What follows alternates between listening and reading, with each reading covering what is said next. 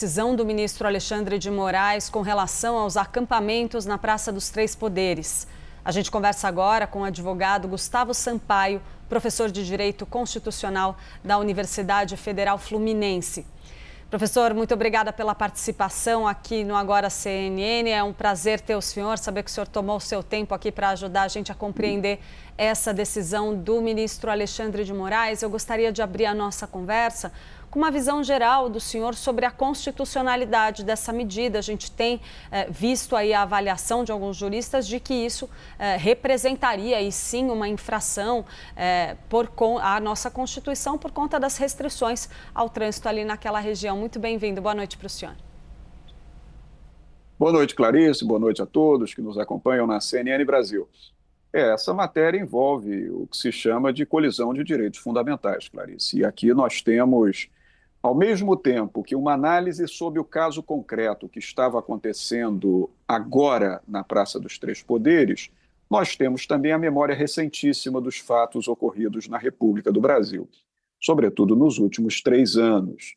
Então, em verdade, o ministro Moraes, ao tomar essa decisão de dissolver aquela manifestação, aquele protesto silencioso que estava começando a se formar na Praça dos Três Poderes, ele entendeu pela autoridade da segurança do Poder Judiciário e dos demais poderes sediados na praça. Nós estamos falando da praça mais importante do Brasil, a praça que é sede dos 3 poderes constituídos do Estado Nacional Brasileiro, o Legislativo, o Executivo e o Judiciário.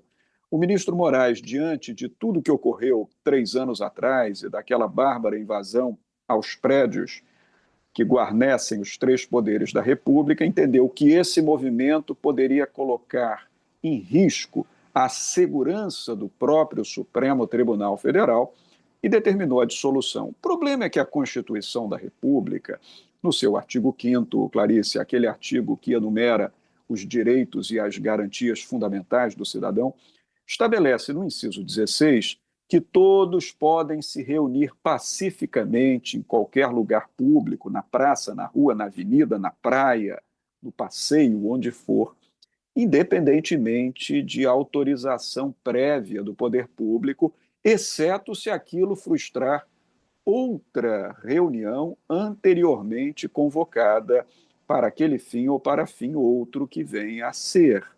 E, de fato, não havia nenhuma manifestação convocada para a praça que determinasse essa restrição. E, do mesmo modo, o inciso 4º do artigo 5º diz que é livre a manifestação de pensamento. Então, a priori, esses direitos devem preponderar.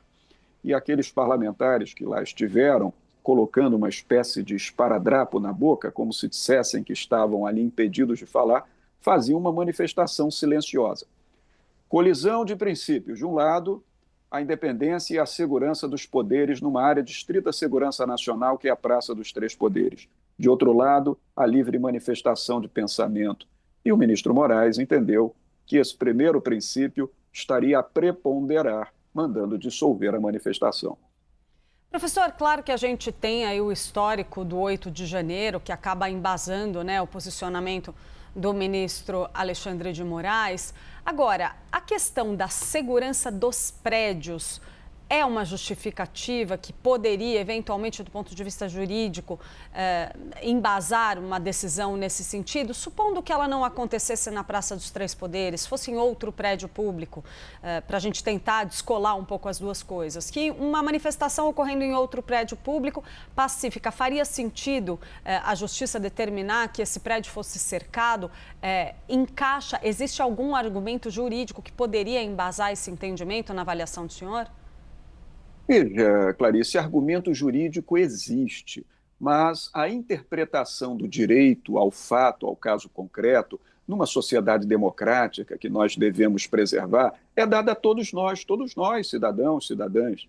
E me parece que não há uma justificativa razoável para isso, se não houver um risco iminente de que aquele prédio possa ser comprometido, que as pessoas que lá trabalham possam ficar com suas integridades arriscadas. Eu acho que o elemento que define essa decisão do ministro Moraes é mais propriamente a história recente, triste, da Praça dos Três Poderes. Porque se você desconsiderar esse elemento da história recente, eu vou dizer para você que não tem justificativa nenhuma. Era uma manifestação silenciosa e havia ali deputados da oposição do governo, sabemos, deputados da base bolsonarista, ali presentes, sem nada dizer, acampando dentro de algumas barracas de camping, alguma coisa assim.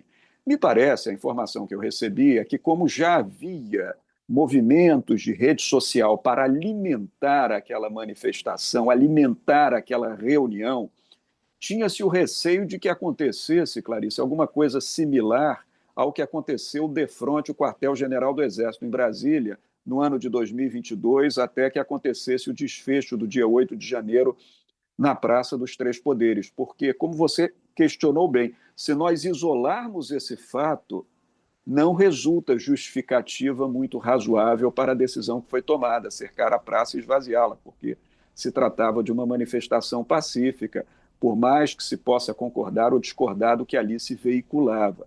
Então, sempre, em caso de dúvida, devem prevalecer os matizes da liberdade de reunião, prevista no inciso 16 do artigo 5º, e de manifestação do pensamento, prevista no inciso 4º do artigo 5º. Isso sempre deve prevalecer numa democracia, até que, de outro lado, Clarice, se mostre que o risco à segurança pública, o risco à paz pública era tão grande, ou mesmo à segurança nacional, que se justifique uma ordem judicial de esvaziamento da localidade para fim de mantença da segurança. Professor, depois dos acontecimentos aí dos últimos dias, é um pouco difícil a gente não olhar para essa decisão do ministro Alexandre de Moraes sob a luz do que aconteceu ao longo da semana. As decisões dele, em especial em relação às cautelares impostas ao ex-presidente Jair Bolsonaro, geraram bastante polêmica também, com interpretações divergentes e muitos especialistas considerando que até agora não há tanta clareza em relação ao que o ex-presidente Jair Bolsonaro pode ou não pode fazer, o que ele está de fato impedido de cumprir para não correr o risco de ser preso. Eu gostaria de uma avaliação do senhor também sobre essa discussão, em que pé que fica esse elemento da restrição aos acampamentos ali na Praça dos Três Poderes, dentro desse contexto maior de polêmicas que a gente vem observando aí nas decisões do ministro Alexandre de Moraes. No caso da medida cautelar estabelecida em desfavor do ex-presidente Jair Bolsonaro nos autos da ação penal 2668, Clarice, que é aquela ação penal em que o ex-presidente é acusado de crimes contra o Estado Democrático de Direito, como abolição violenta do Estado de Direito e tentativa de golpe de Estado, e associando-se isso às investigações que tramitam na Polícia Federal em torno de possível atentado à soberania, crime do artigo 359-I do Código Penal, e coação no curso do processo e obstrução à investigação de organização criminosa, que é um apuratório que tramita hoje na Polícia Federal envolvendo o nome do ex-presidente, o nome do filho do presidente, deputado federal que está nos Estados Unidos da América, aquela medida cautelar, ela ficou pouco clara em relação aos limites do que o presidente poderia fazer ou deixar de fazer em termos de manifestação do pensamento. Então, a defesa apresentou embargos de declaração. Os embargos de declaração foram julgados pelo ministro Moraes. Ele, inclusive, disse que os rejeitou, querendo dizer que não havia nada a esclarecer, que a decisão estava clara. Mas, ao mesmo tempo que os rejeitou, resolveu esclarecer na decisão judicial os limites do que o presidente poderia fazer ou deixar de fazer e estabeleceu, inclusive, que ele pode dar entrevista à imprensa, mas não pode veicular o produto dessas entrevistas em rede social própria, nem em rede social de terceiro a pedido próprio.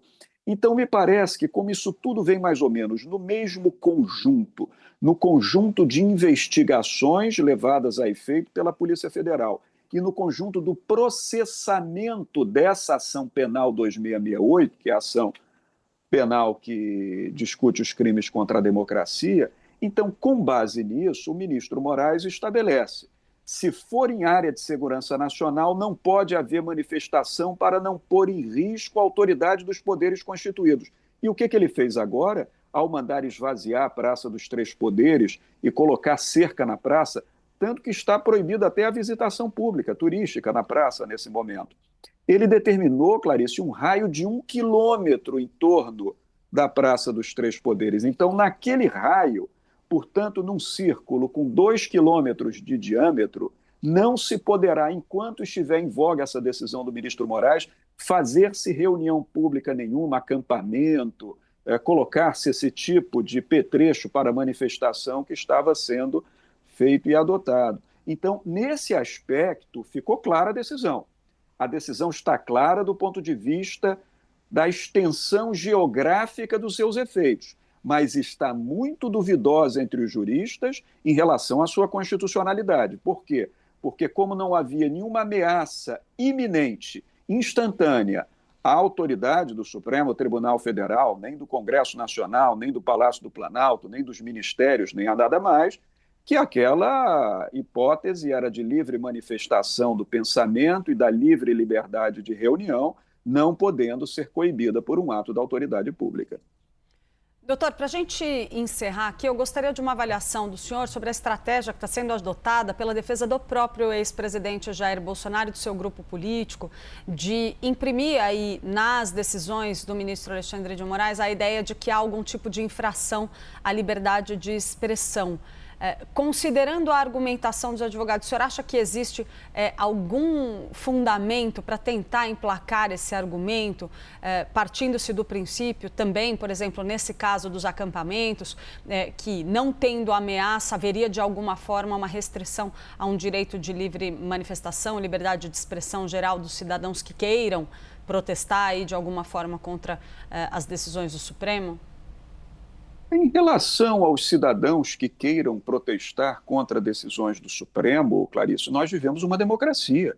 E no Estado constitucional democrático de direito não se pode impedir a cidadania de comentar uma decisão judicial, assim como nós, cidadãos, podemos nos manifestar a favor ou contra uma determinada nova lei que seja emanada do Congresso Nacional, embora tenhamos que cumpri-la, porque lei tem que ser cumprida. Não nos pode ser retirado o direito de manifestar ideia contra uma nova lei. Da mesma forma, a decisão judicial tem que ser cumprida sempre, mas nada se pode impedir a que o cidadão questione a decisão judicial, diga que é uma decisão judicial porventura injusta, inexata, inconstitucional. A expressão da liberdade de pensar, de manifestar o que se sente, ela no Estado democrático de direito é sempre preservada sob pena de inconstitucionalidade, Clarice.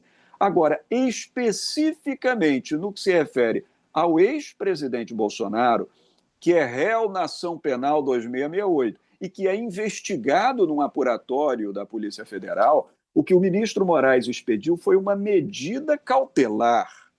A medida cautelar não é pena, não é punição, não é castigo. É uma medida que tem por objetivo preservar a ordem pública ou garantir a autoridade da instrução processual penal. E o ministro Moraes fez uma distinção importante, Clarice, que tem sido pouco reverberada. Ele separou muito bem liberdade de imprensa de liberdade de manifestação de pensamento.